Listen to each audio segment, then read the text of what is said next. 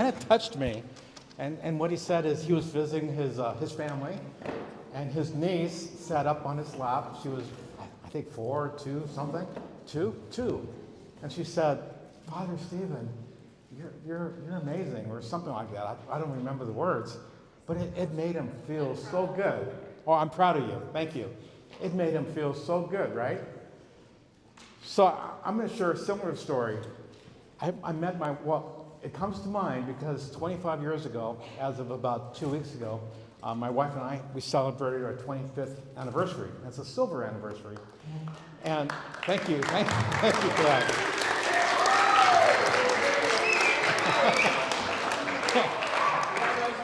But the one thing that happened in my life, the reason I chose her, and was something she said. We used to talk at night a lot as we were dating, and she said, "You know what? You're a nice guy, and you deserve to be respected, loved, and cherished." And when I went to bed that night, I said, "Oh my gosh, that is, as a man, that is what I want in my life. I want to be respected, loved, and cherished." So I ended up marrying that lady. Those 3 words, that's all it took. It made me feel so good. And, we've got a great marriage. So I want you guys to stand up for a minute and say to a friend, "You deserve to be loved, respected, and cherished."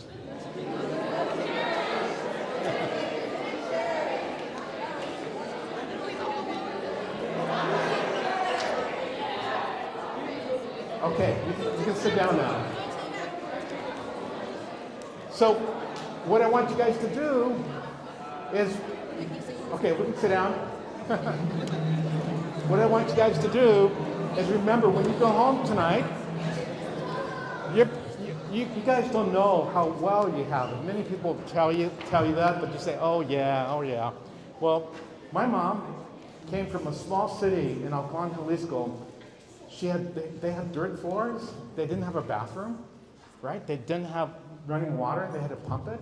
And that's the way she grew up. And then when she came to the United States, she came, and it was the Great Depression of the 1920s, late 1920s. And so it was not a hard life. And then after that, there was World War II, the Korean War.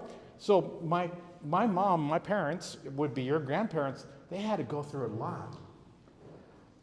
But you guys living in Santa Clarita, things are relatively easy. So what I want you to do tonight, your parents work hard for you to make it easy. So what I want you to do tonight when you get home is say those 3 magic words to your mom or your dad. Say, "Mom, Dad, thank you. You deserve to be loved, respected, and cherished, and thank you for all the things that you do in my life." Because they do an awful lot. And everybody, just like you saw Father Stephen, we all need that acknowledgement, right? Okay, so last week we started this off with the person that we gave away a book, and we gave away a book for the person who had the most pizzas, slices of pizza, and I think that person had 7. Is that person here tonight? He's not here tonight. Okay, so we. And then there was a girl that had like 6 slices of pizza. Okay, so we won't do that again, but I do have a couple books I'm going to give away, and this is why we talk about financial freedom, because soon you guys, talented group as you are, you're going to be headed off to college, or some of you will grow your business or start a business, right? But it takes everything we do takes money. Buying a car takes money. Going to college takes money. In fact, who's ever the closest, I just AI'd it a few minutes ago. I said, what's the average cost of a car in California, of a new car? Yeah. $40,000. Okay, let's have a few more guesses. 40,000 is incorrect. 26. Who said 50? Did somebody say 50? That's exactly what I came up with. Here's the book, 50. So $50,000 is the average price of a car. Oh my gosh. Do you guys have $50,000 to plop down on the car? No. So who's going to probably help you with that, right? Mom and Dad? So do Mom and Dad Don't you want to tell them thank you? You deserve to be loved, cherished, and respected, right? So that they can help you with money financially. Here's another one. Show of hands. How many are going to college? I would say, 80% of the room. What's wrong with the other 20%? How come you're not going to college? Why? Oh, raise your hand up high if you're going to college. Okay, the majority of the room. So what's the average price of, let's say, UCLA? So UCLA is a great college. They're rated number 8 in the nation. And I know lots of people who go to UCLA. What's the average price of UCLA for 4 years? For 4 years. For 4 years. Average 4-year degree? How much? For 4 years. 4-year tuition. Somebody else? Get your hand up. What? 100,000? No, it's not that expensive. That's $500,000. Yeah. Around 250,000? Still too high. Too low. Too high. 150. 150. Thank you. So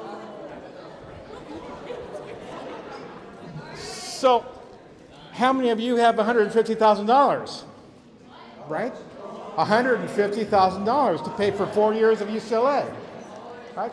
So in order to come up with $150,000, because you don't have it, and your parents probably don't have $150,000 they can just take out and give to you, you're going to have to take out what? We call those student loans. Right? So that you can assist. And the way a student loan works is, it's money you got to pay back. But you don't pay it back until 6 months after you get a degree. Then you start paying back your student loan. So some of it you're going to pay yourself out of pocket, pay the university yourself. Some of it might come from your parents. And some of it will probably, a big deal of it, because it's $150,000, will probably come from loans. That's why your credit is so important. How many people are just 2 years away from college? Put your hand up. Right?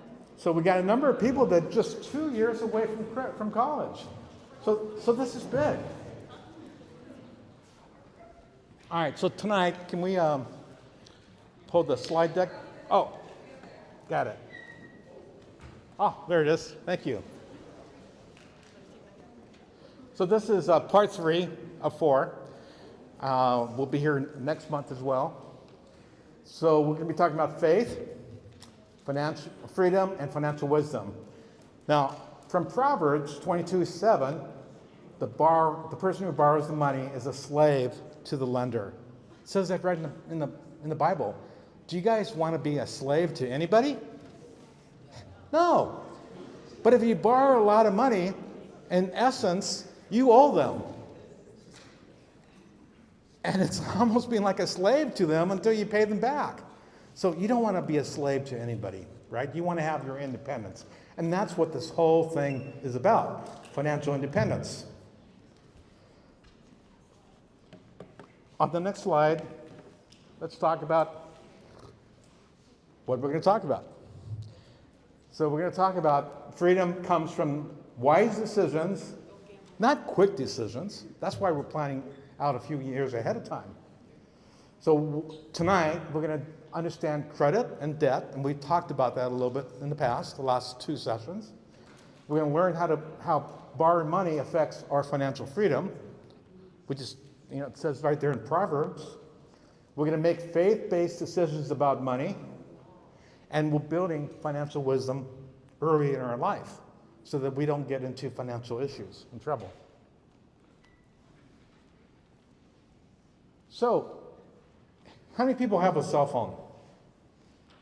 Okay, Teresa may not like this, but I'm going to ask you to take your cell phone out just for a minute, and then you're going to have to put it back.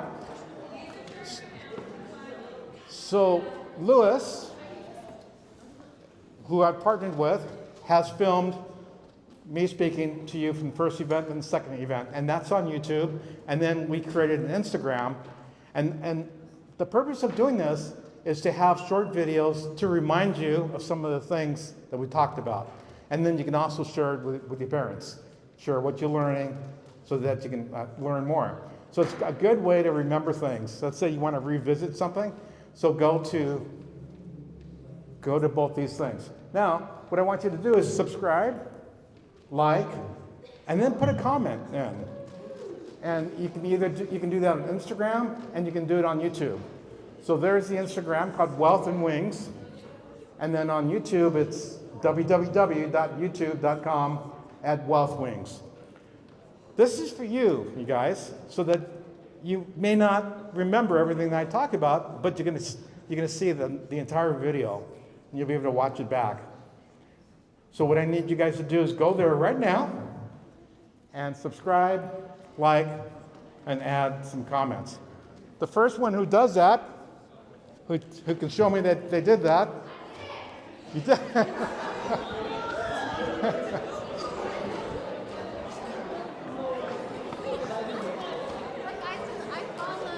Oh, excellent. Put a comment in.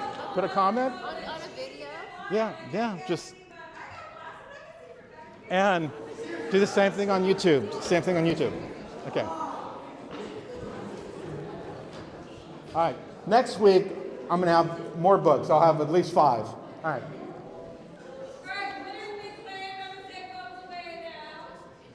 What's that? Okay.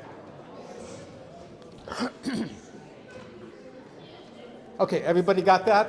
If you don't have it, if you're still working on it, take a picture of it with your phone. Can you do that? Take your phone out, take a picture of it? Because that's where you need to go, so you can refer back to what we've been talking about. Got it? Yeah? No? Okay. All right, and that's the book we're giving away. Okay, so here's the truth about debt. We showed you the verse in Proverbs, but basically debt can steal your peace, your time, and your freedom, right? If you have too much debt, you're going to be so stressed out. You're not going to be able to sleep at night. It's very stressful to have debt. It's very stressful to owe somebody else money. So I don't want that for anybody. It also robs us of our time, because we have to spend so much of our time working to pay something back. And that's robbing us of our freedom as well. So that's why we learn about these things early on. So when we have debt, let's say you do accumulate a little debt on a credit card. Let's say you got 3 credit cards. And one of my assignment for everybody in this room today, when you go home, how many people have a savings account? Okay. How many people have a checking account? Okay. How many people have a debit card? Okay. Okay. So about half of you guys have a savings account, checking account, a debit card. For the other half, you need to go to a bank with your parents, open up a checking account, get a debit card, and then open up a savings account. You need to do that. The reason it's important to do that now is because you've got to establish good credit. And one of the criteria that I'll be talking about is the length of the credit. Now, right now, because you're not 18, your parents are going to have to be co-applicants with the bank, and that's okay. And that is okay. Now, the purpose for a debit card is if you just use cash, you don't know where your cash is going. You say, I thought I had $50 that I got for Christmas, and then you look, where did that $50 go? I don't know what I spent it on. It just kind of disappeared, right? But if you have a debit card, it tracks everything. So you'll be able to see what you spend and how much you spend and where you spent it. Okay? So by doing that, it's going to give you some accountability. So it's important and it's going to help to build your credit. So it's important for everybody to have a debit card. Okay, so then if you have credit cards, maybe just have one credit card, maybe two. Nobody should have more than 5 credit cards. But let's say you go off to college and you had to buy some furniture for the dorm room, and you had to pay for this and pay for that, and you didn't have the money, so you put it on credit cards, and then all of a sudden you've got 3 credit cards that you owe thousands of dollars on. Then we have to pay that back. So, one of the techniques we use for paying the things back is put all your concentration to paying one thing back first. And then when you pay that back, that one thing back, then you use the money that you were making on that credit card payment, you add it to the other payments you're making, and you continue to pay that until you have it paid off. And then do that with the third card. But if you try to focus on everything at one time, it's sometimes a little bit too hard to focus on 3 different payments at one time. But if you just focus on one and you get it paid off as fast as you can, and then focus on the next one, and then focus on the next one, then that's a good way to manage it. Just like when you walk, you take one step at a time. So handle things one step at a time. Okay. And then the second thing is, last week or the week before, we talked about the high cost of credit card. The average credit card interest rate is like 26% right now. And sometimes people can run into problems where they charge 39%. I think that's the highest you can charge in California. That's crazy to be charging somebody 39%.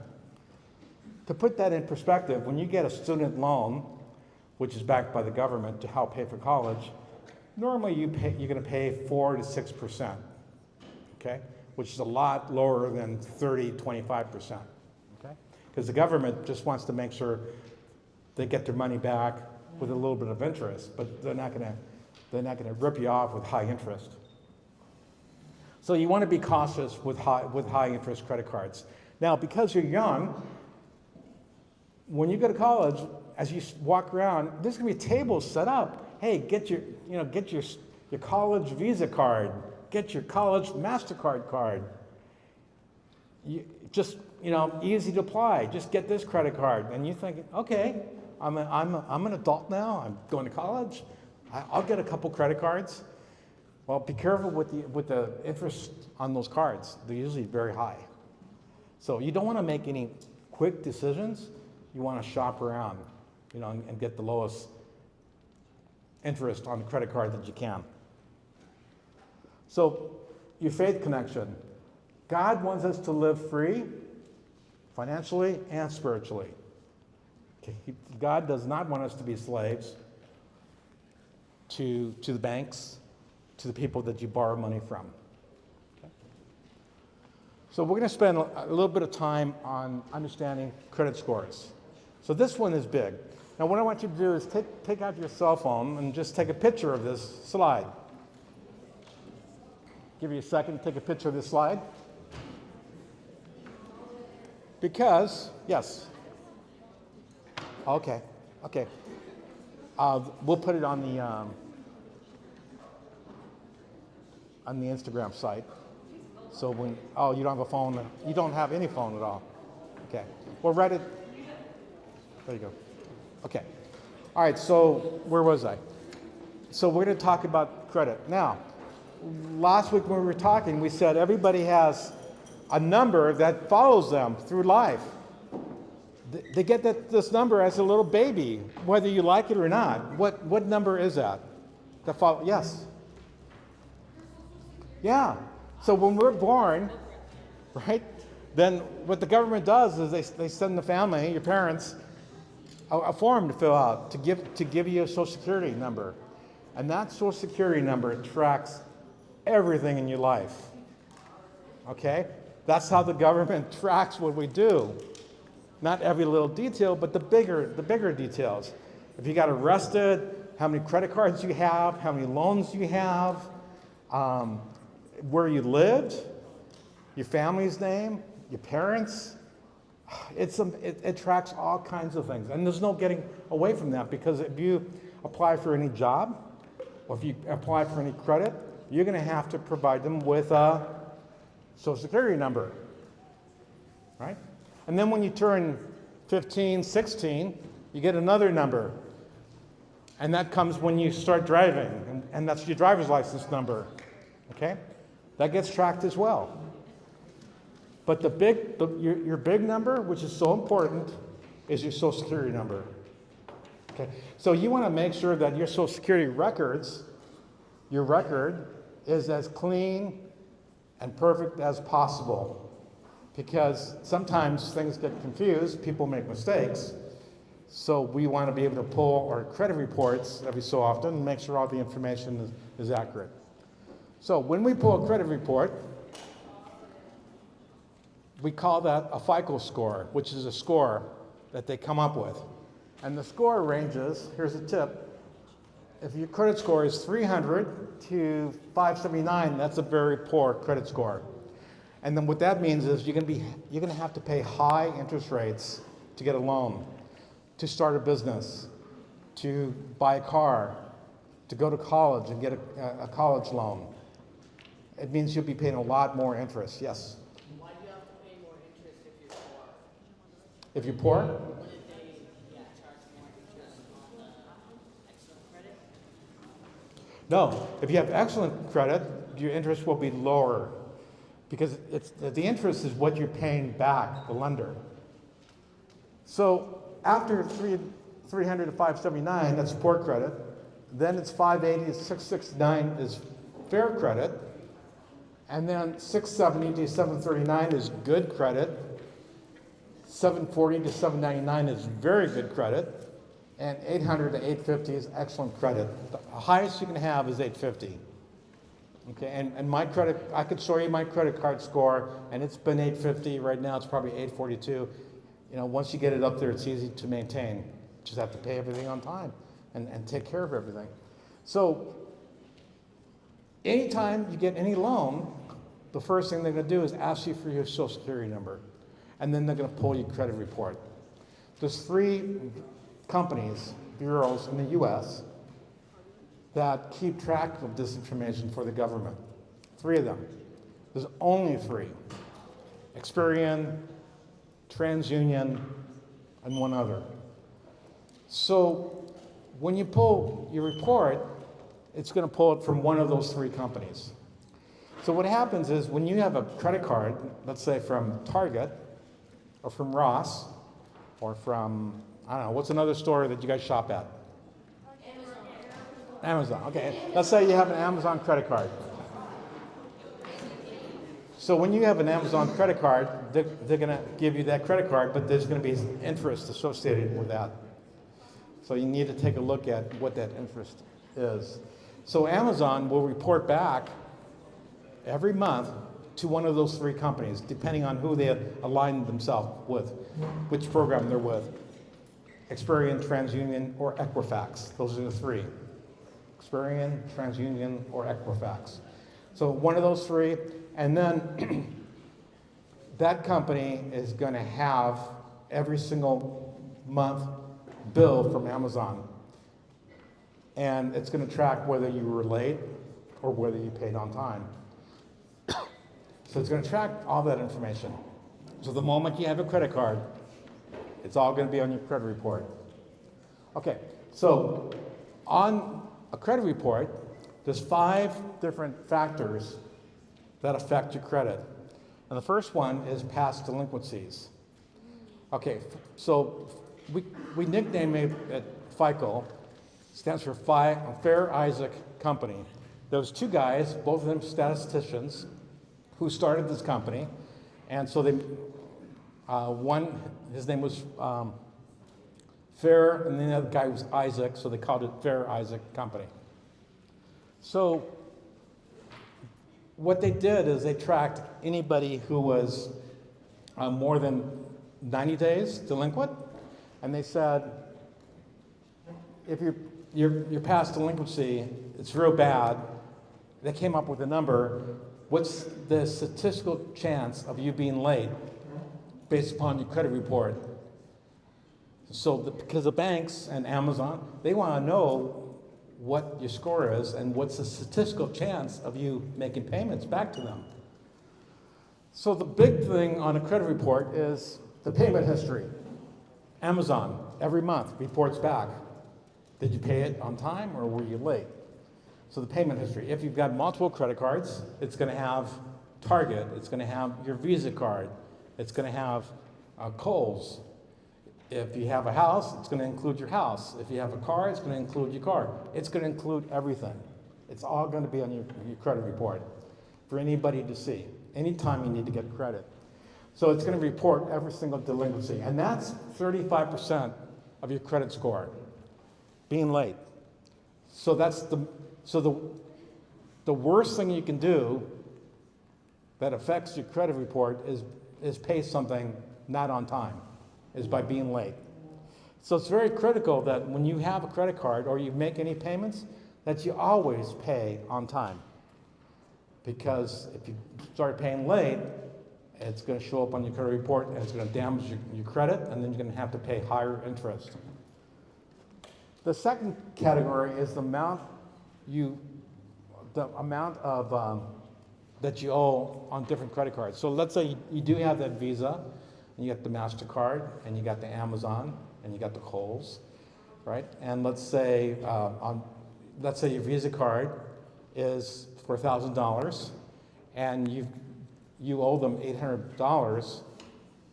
So that's, you have 80% of that Visa card is filled up with things that you purchased, right? They want you to be down to 30%. That means if you have a Visa card, you shouldn't put anything higher than $300 on that Visa card. That's what they're looking for. I mean, and it will harm you if you go all the ways to the limit. So that's the amount you owe, and the debit, it's also the debit ratio. So what types of credit do you have? Like we said, a car payment, a house payment, credit card payments. So the different debts that you have. Then the length of credit, that average is 15%. And that's why I said you should open up a bank account, savings account, get a debit card as soon as possible, and a credit card as soon as possible, so that you start to create that credit history. Because the longer your history is, it helps your credit.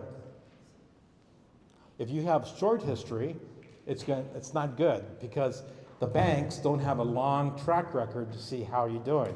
So if you can open up a credit card now, you can have 2, 3, 4 years of good credit that's been reporting, and but by the time you get to college, you can have a much better credit report. So you guys are not 18, you can't open up a credit card on your own. So how would you go about getting a credit card? So what you would do is you'd go to mom or dad and say, Mom, Dad, I'm going to be going to college in a couple years, and I learned about having a good credit on my credit report. So can I be on your credit card? Anyone that you want. You don't have to give me the credit card. I don't want to have the credit card. I just want my name to be on the report so that I can start building up good credit. And that's what I did with all my kids, and I got 6 kids. And so from when they were young, they started building up good credit, because I always made sure I paid my bills, and they get the effects of that because they're also on the credit card. So that's what you can do. So ask your mom, your dad, hey, can I be on one of your credit cards? I don't need to use it, just want to have it to build my credit. So explain why. Okay, number 4 is new credit. So every time you go applying for another credit card, it means you're shopping around. It's a flag to the banks that says, oh, this guy needs money or this girl needs money, right? And that's called a credit inquiry. And so we're gonna ding that person 10% on their credit card, or I'm sorry, on their FICO score, 10%. So, just because you were kind of shopping around. That doesn't apply to everything. Let's say you buy a house and you're looking for the best mortgage for a house, or you buy a car, because you guys aren't ready to buy a house yet, but if you buy a car, which is just a couple years away for some of you, or less, then you might be shopping around for the best interest rates. And so if it's off for one car that you're getting, it's only going to ding you one time. But it will ding you 10%. So that's number 4 factor. And then we kind of already talked about number 5, which is the mix of credit. You know, it wants to see a good mix between like a Visa card, Target, maybe a gasoline card, car payment, house payment. That's the mix of credit. Because that's common for people. You know, over 58% of all people own a house. And about, most of us have a car. So it's typical for us to have car payments, house payments. So, we're part of the average, so they just want to see that we've got a good mix of credit. So, all that information can be found on your credit report. Anybody can get a free copy of their credit report. If you already have credit through somebody, you can go to freecreditreport.com, I believe it is, and it's going to ask you some questions like your social security number, and then online you'll be able to print out your credit report so that you can see what's on it. So it's important to know what's on your credit file now, and then you want to build up from there. Okay, so just to summarize this one thing, the higher the number, the better. You don't want a low number. And everybody here should have numbers in the 800. Okay? And when you have a good number, like around 800, that means when you get loans, they'll be at a cheaper interest rate. Okay? Next slide. So we want to be sure that we're making wise decisions when buying. And I spoke to you last month, we said, hey, when you go to Amazon, you go shopping, if it's more than 20 bucks, 30 bucks, don't buy it on the spot because that's impulse buying. You want to set it in the cart and think about it. Maybe it's a new pair of shoes that you thought, oh I got to get this pair of shoes. It is so cool. Or this dress. It's a fantastic dress. But put it in the cart. Don't buy it right away. And then think about it for a couple days. Go back to it in a couple days. And then you realize, wait a minute, didn't I buy a pair of shoes like this like last year? Wait, they're in my closet and I haven't touched them. Or don't I have a dress like this? So don't get sucked into that impulse buying. Make sure you slow down, slow your brain down, and think about the purchases that you're going to make. Don't be an impulse buyer. Okay? So before buying, you got to ask the question, do I need this or do I just want this? Can I pay it off in full? Right? Do you have the cash to pay for it? Or if you put it on a credit card, can you pay it within 30 days? Because what nice thing happens if you pay it off on your credit card within 30 days, how much interest do you get charged on that? The answer is 0. So if you pay your credit card back within 30 days, you pay 0 interest. So that's good. But as soon as 30 days is over, the next month, they're going to charge you whatever they're charging you on your credit card, 25%, 30%. So if you do have to put it on credit because you just didn't have that kind of money on you at the moment, then you want to be sure you pay that off in 30 days. You also have to think, how will this affect your goals, right? You're trying to save money for a car. You're trying to save money for a house. If you spend a lot of money, you have a certain amount of money that you want to save for that car that car and that college education. We already decided that UCLA is $150,000 for 4 years, and you're going to be paying some of it. How much money of that are you going to be paying? And if you start spending your money on other things, you can have less money for college or less money for that car. So you got to think about, how's this going to affect my goals? If your goal was I'm going to get a car by the time I'm 17, so I'm going to save some money. Every time you spend money, maybe not saving as much money as he wanted to save. Okay. And then the last question is, as always, does it make sense and does it align with your faith? Does it align with your faith? Right? Did I tithe this week? Did I help other people this week? How does it align with your faith? So, some common money traps. I mentioned already that credit card companies, they often trap students going to college. You're all excited, you're going to UCLA or Cal State Northridge for the first time, and you see these tables lined up. Hey, have a free beanie, have a free notebook, free pens. All you have to do is fill out this application for a credit card, and then you're gonna have a credit card. You want to be independent of your parents, right? Right? We can have independence. Get a credit card, and that company's going to charge you 30% interest on their credit card. So don't fall for those traps. You shop around for credit cards just like you shop around for cars. You got to get the thing with the best value. Anybody heard of payday loans? A payday loan is let's say you work for a company and you need to cash your paycheck right away and you don't have a bank account and you need the cash so that you can buy groceries for your family. So you walk into a payday loan company, say, hey, I get paid in 2 weeks, so can you front me the money so that I can have some money for groceries? A lot of immigrants fall into this trap because a lot of immigrants work hard, but they don't have bank accounts. And so what's super sad is they'll end up going into a payday loan, saying, hey, I get paid in 2 weeks, can you give me, my paycheck's gonna be $500, can you give me $400?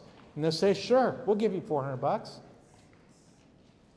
But they're gonna charge them like 60% sometimes interest, a huge number. So if they borrow 400, they may have to pay back an additional 300. It's a terrible thing. And I feel so bad for these people, and most of them immigrants that need to do that. But also students fall into that trap. They've spent too much money, and all of a sudden they don't have money to pay for tuition. So they go into one of these payday loans, and they say, hey, I'm working at the restaurant, but I don't get paid for another week. Can you loan me the money until I get my paycheck, and then I'll pay it back?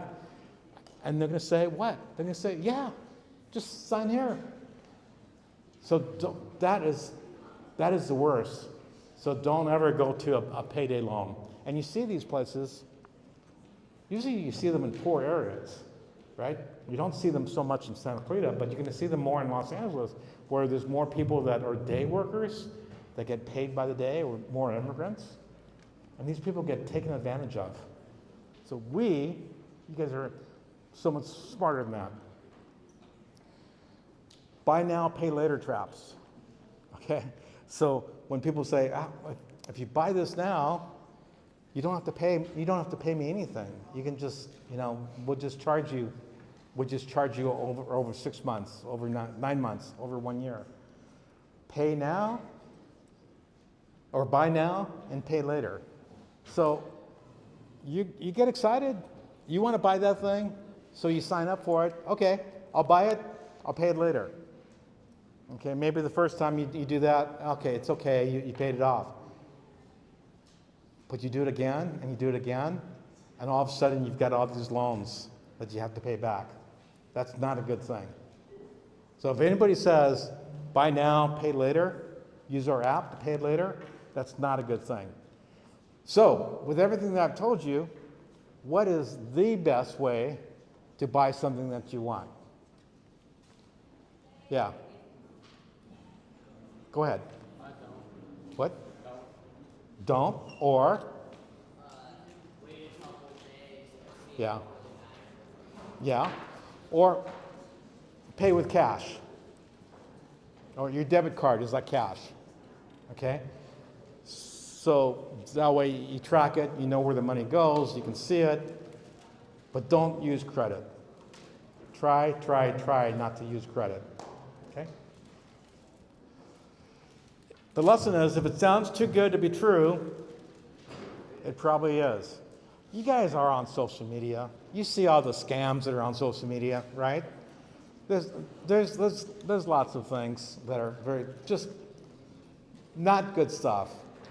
So you have to be careful of that. If it sounds too good to be true, it probably is not true. So freedom means saying no to these traps.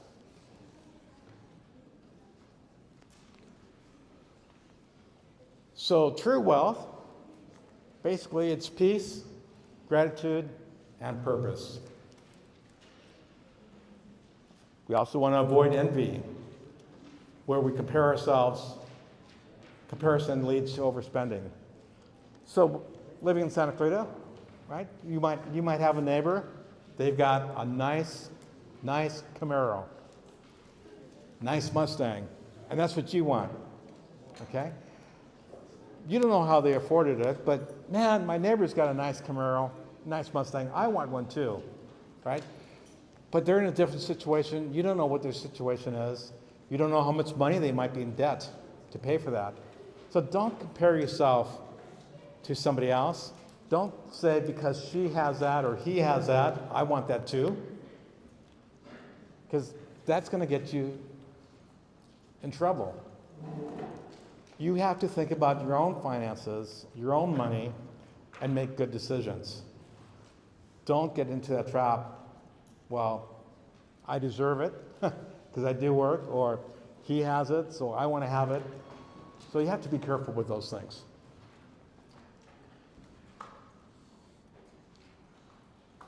So gratitude is an antidote to debt. So the verse says, keep your lives free from love of money and be content with what you have. Came from Hebrews 13:5, right? Be content with what you have. We don't need, there's so many things we don't need. We don't need another pair of tennis shoes. It's a want. If you already have 5 pairs of tennis shoes, my wife always makes fun of me when I call them tennis shoes. She goes, oh, you can play tennis? No. You buying them to play tennis? No. Well, then they're not tennis shoes. You're buying sneakers. Okay. So you don't need another pair of sneakers. You haven't worn out the ones you have. All right? And if it's not your money, it's your parents' money. So you want to be considerate of your parents as well. You don't need that other T-shirt because it's got a cool logo on it. You know, how many T-shirts do you have? How many people have more than 20 T-shirts in the drawers, right? How many of those T-shirts can you wear in a week? I mean, right? You're not going to wear 20 T-shirts. They're gonna sit, and you're gonna outgrow them, and they're gonna fade. You don't need 20 shirts. You don't need 50 dresses. You don't need 25 shoes. They're wants. So be careful with that. So it's your job to think about what is it that I do need? What are my goals? If my goal is to get a car, fine. If my goal is to go to college and save up for college, great. And then when you buy a car, let's say that's one of your goals, don't go out and buy a new car.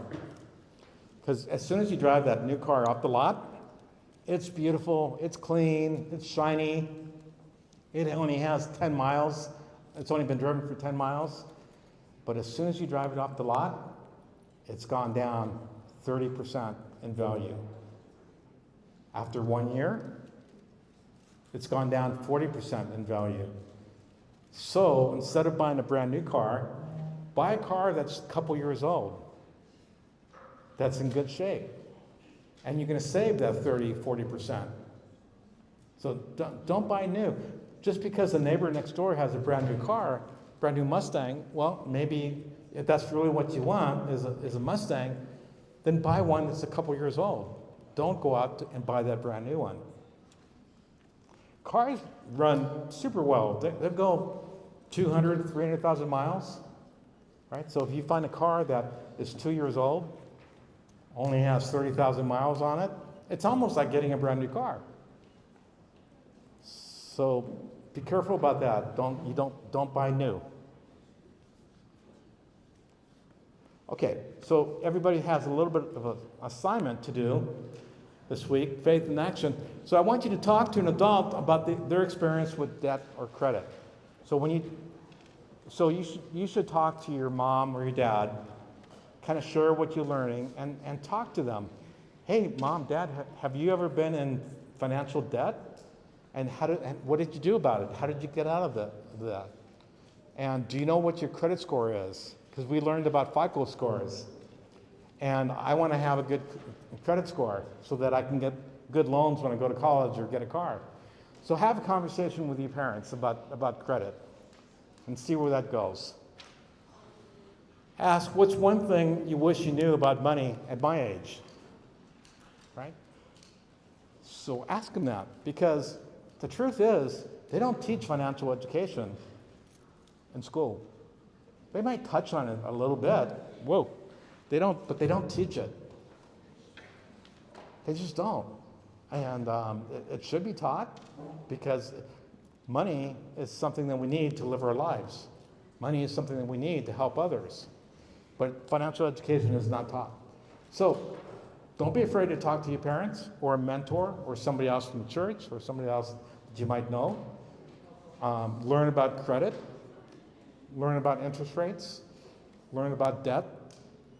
But ask questions. Don't be afraid to ask questions. And I love this last question was, what's one thing you wish you knew about money when you were my age? Okay? So wisdom grows through shared stories and listening. All through history, before we had textbooks and we had social media or laptops or computers, the way information got passed along was through stories. Everybody had stories, and you would learn from the stories, right? So share stories. Mom, Dad, tell me, how did credit go for you when you were young? Did you ever run into problems, or you just knew it? What do you know about that? So start those conversations. So talk to an adult about the experiences with debt or credit. Ask one thing you wish you knew about money at my age, and wisdom grows through shared stories and listening. That's what we just talked about. Okay, reflection question. What does financial freedom mean to you? So that's something that I just want you to reflect on and write it down. It's an important question. What does financial freedom mean to you? And we've been talking about this the last couple of sessions already, right? Money is not a taboo thing. It's not a bad thing. We should be able to talk about it. A lot of people say, "Oh, that guy is rich," but who just retired? He's 94 years old. He just retired from. I'm having a brain fart. What was it? It'll come to me in a minute. But he was working until he was 94. Warren Buffett. He just retired at 94 years old. It's amazing. And he still lives in the same house that he bought when he got married to his wife. Not a huge fancy house. And he drives a Cadillac, but it's an old Cadillac. It's like 17 years old. The guy's worth like $58 billion. I said that right. It's $58 billion. He could buy 50 houses and 100 cars and boats and airplanes, but he doesn't. What's he going to do with the money? He's given plenty to his kids, but he's going to donate that money to charities, to the church, to organizations that need that money. So that's what, because anybody who has money, you can't take it with you, right? But when you have money, you want to be able to give to the foundations that you want to support, not necessarily the government wants you to do this and that. When you have money, you can help the needy, the poor, the church, your friends, take people out to lunch. Money is a good thing. And we need money to live. You're not going to buy a car. You're not going to buy a house. You're not going to go to college unless you have money. So the lesson here is start learning about good credit and start building up your credit. Start talking with people because you need to understand this. So takeaways, wise choices today create freedom for tomorrow. Okay, how are we doing on time? Oh, 1 hour. Okay, we're gonna close out. So our prayer is, Lord, grant me wisdom to make choices that honor you, that help me live with my means, avoid debt, and find joy in contentment. Amen. And your action step for anybody who doesn't have a bank account, open up a bank savings account and get a debit card. And then next week, we're going to be talking about building wealth with a purpose. So that's all that I have for you. I can entertain any questions, and then we'll wrap it up. And thank you, everybody. Thank you. Questions?